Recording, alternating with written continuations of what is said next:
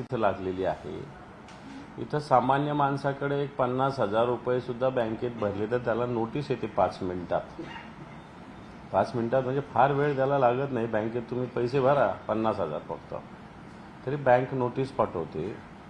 एवढा पैसा कुठून आला इन्कम टॅक्सवाले बघतात आणि मग एवढा नोटांचा ढीग, रास ज्याला म्हणता येईल, आणि हा नोटांची रास संदर्भात हे महोदय कोणाशी बोलतायत आणि ती सगळी रास जमा करणारी व्यक्ती कोण आणि ती कुठली तेही समोर येईल।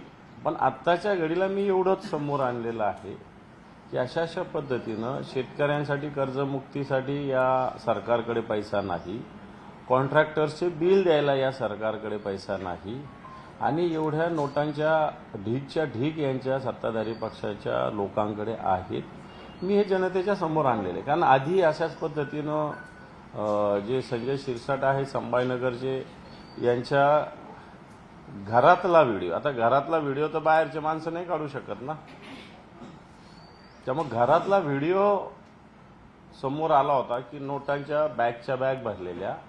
आता हा व्हिडिओ घरातलाच व्हिडिओ एका अर्थाने म्हणावं लागेल, आणि त्या महोदय जे कोणी आहेत, तुम्ही आमदार सांगतात, त्यांना ह्या नोटा किती आहेत काय आहेत सगळं मला असं वाटतं दाखवल्या जातात आणि नंतर त्यांना त्या द्यायच्या असतील।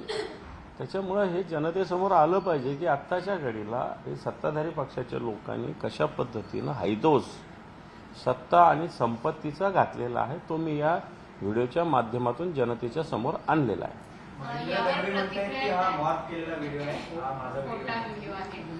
मला असं वाटतं याला पोलिसांना आपण सांगितलं तर त्यांनी सांगावं, मग पोलिसांकडे जावं आणि पोलिसांना याची चौकशी करायला सांगावी असं मला वाटतं। जर पोलीस माझ्याकडे आले तर मी सगळ्या गोष्टी डिटेल त्यांना सांगेल। मग महेंद्र दळवींनी जर मॉब केलेला व्हिडिओ असेल त्याची पोलिसात तक्रार करावी आणि पोलिसांनी निष्प्रभपणे याचा तपास करावा, आणि जर माझ्याकडे चौकशीला पोलीस आले तर मी त्यांना या संदर्भात व्यवस्थित उत्तर देईल।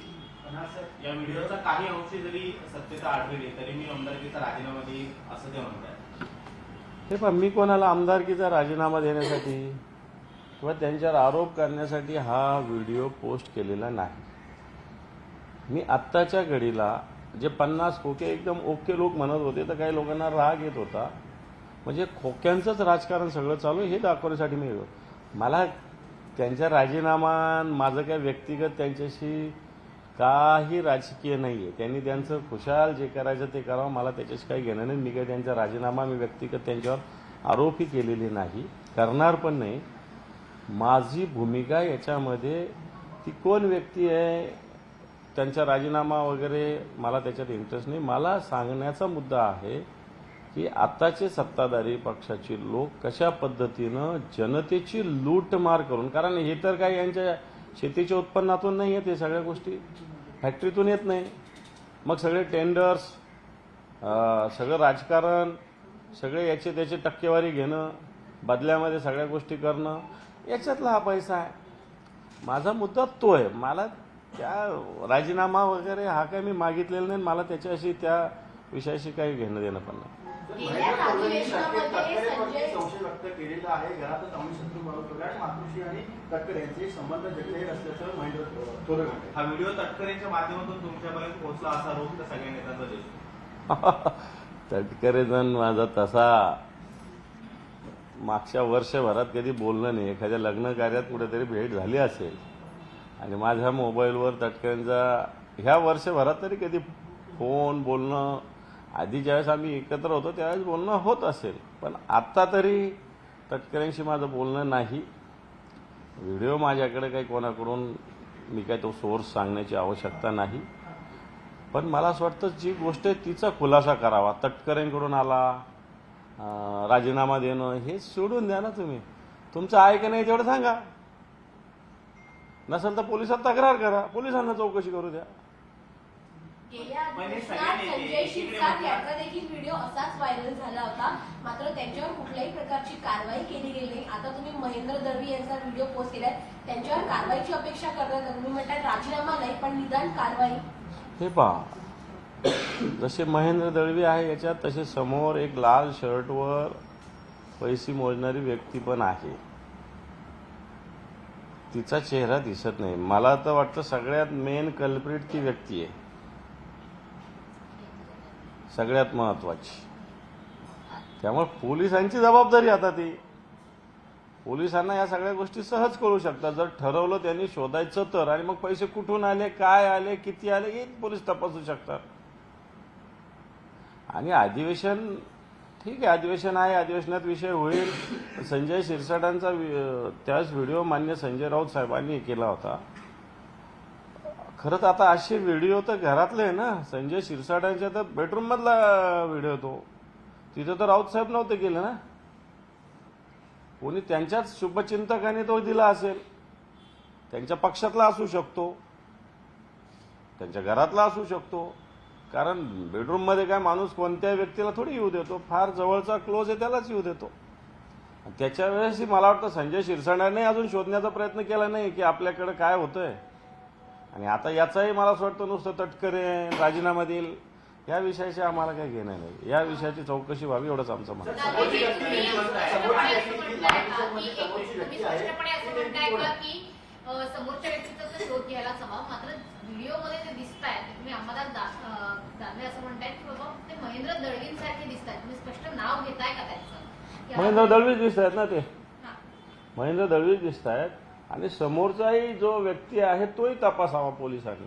तर तुम्ही ओळखता का ना समोरच्या व्यक्तीला, की कोण वाटतोय तो समोरचा? ओळखतो म्हणून मी व्हिडिओ ट्विट केलेला आहे. मी काय बिन ओळखीचं ट्विट काय बिलकुल केलेलं नाही. पोलिसांनी चौकशी करा एवढंच माझं खुलं आव्हान आहे बस. मग तुम्ही काय समोरच्या व्यक्तीचं स्पष्टपणे नाव का घेत नाही? आणि समोरचा व्यक्ती हा त्याहीपेक्षा मोठा आरोपी असू शकतो का? एवढा नोटा असणारा माणूस त्याहीपेक्षा मोठाच असेल, येईल समोर. तुम्ही त्यांचं नाव का घेत नाही? समोरच्या व्यक्तीचं नाव का नाही? हे पहा, आता चेहरा दिसत नाही त्यामुळे तो मी नव्हेच म्हणेल. तो आता पुढचा त्याच्या चेहऱ्याचा येईल त्याच बघूया. मग कंत्राटदार आहे, राजकारणी आहे की नाही, मी आता त्याच्यात तुम्ही मला आतमध्ये नका पोहोचू नका तिथपर्यंत. या व्हिडिओचा भाग 1 आलेला आहे, भाग 2 सुद्धा याच अधिवेशन काळामध्ये गदारोळ निर्माण. हे पण मला अधिवेशनाचा हा मुद्दा नाही. मला ही महाराष्ट्राची संस्कृती खोक्यांची कशा पद्धतीने यांनी केलेली हा माझा मुद्दा आहे. याच्यातला अधिवेशनात काय होतं, सरकार काय घोषणा करतं, आम्ही काय प्रश्न विचारतो हे मला सगळं माहिती आहे. त्याच्यातून काय निघतं हे मला चांगलं माहिती आहे. परंतु या महाराष्ट्रात कशा पद्धतीनं राजकारण चालू आहे, कशा पद्धतीनं खोक्यांचं राजकारण चालू आहे, सत्ताधारी पक्षांच्या लोकांचा उन्माद कसा आहे हे मला या निमित्तानं समोर आणायचं आहे. तर यावर तुम्हाला स्वीकारीबाज आणि ब्लॅकमेलर असं म्हटलेलं आहे. आता हे पहा, सगळं समोर आणल्यानंतर एखादं उदाहरण द्यावं. मी हे दिलेलं आहे समोर, त्यांनी माझं एखादं सुपारीचं किंवा ब्लॅकमेलिंगचं एखादं उदाहरण द्यावं. मी हे सगळं खोटंही सांगेल. मग तुम्ही जो समोरचा व्यक्ती आहे त्याची चौकशीची मागणी करताय, तो शोधून काढला पाहिजे असं म्हणताय. तुमच्याकडे त्याची संपूर्ण माहिती आहे, तुम्ही स्वतः का पोलिसांमध्ये जाताय? पोलिसांनी माझ्याकडे आल्यावर मी माहिती दिली असं तुम्ही म्हणताय. हे बघ, मी आज आत्ताशी पहिलं पाऊल टाकलेलं आहे.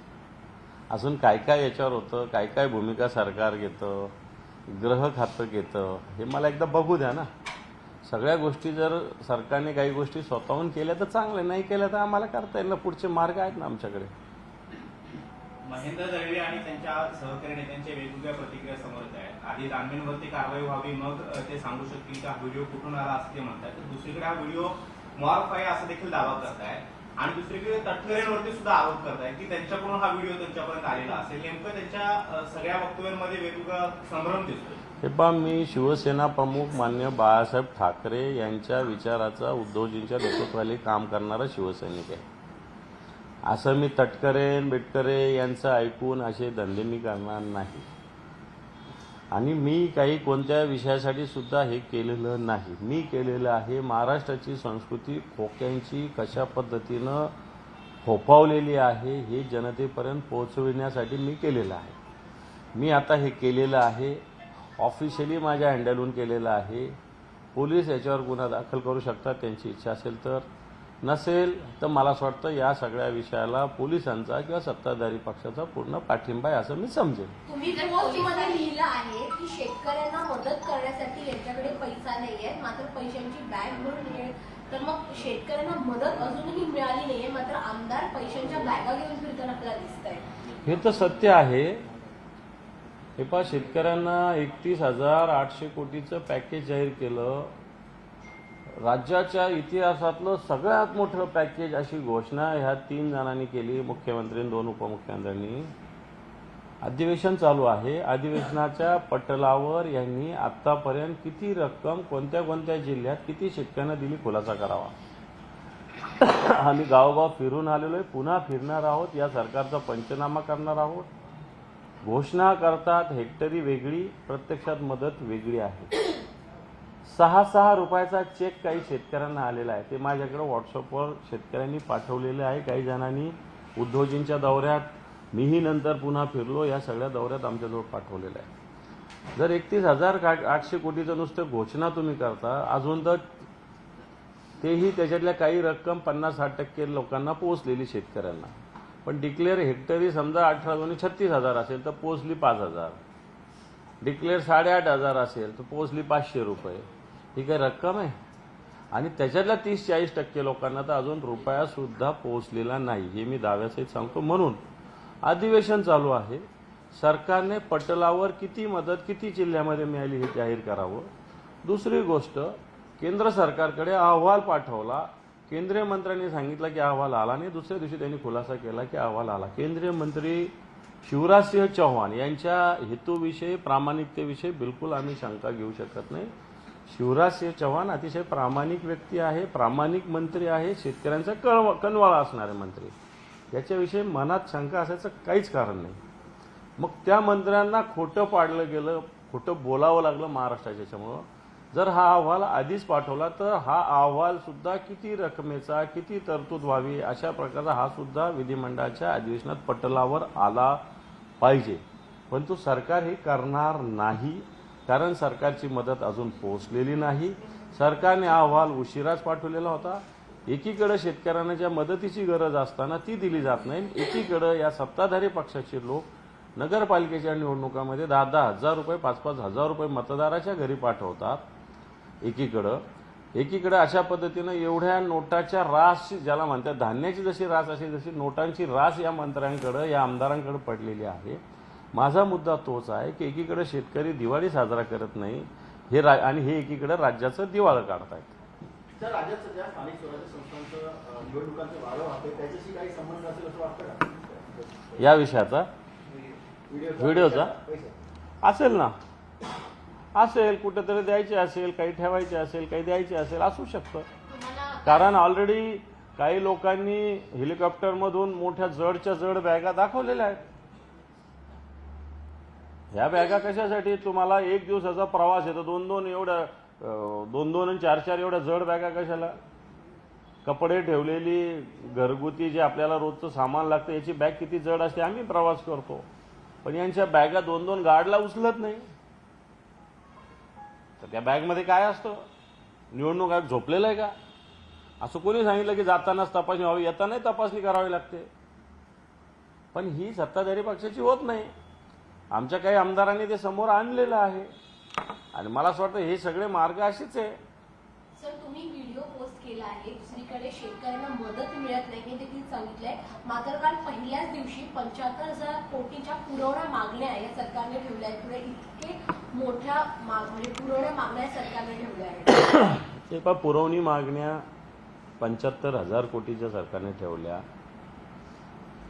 आता मला असं वाटतं या पुरवणी मागण्यानंतर सरकारवर 10 लाख कोटीचं कर्ज होईल, कमी जास्त. बजेटपर्यंत ते 10 लाख कोटीचं 100% होणार. देवेंद्रजी फडणवीस राज्याचे मुख्यमंत्री परवाच बोलले, राज्य आर्थिक डबघाईला निश्चित आलं आहे, परंतु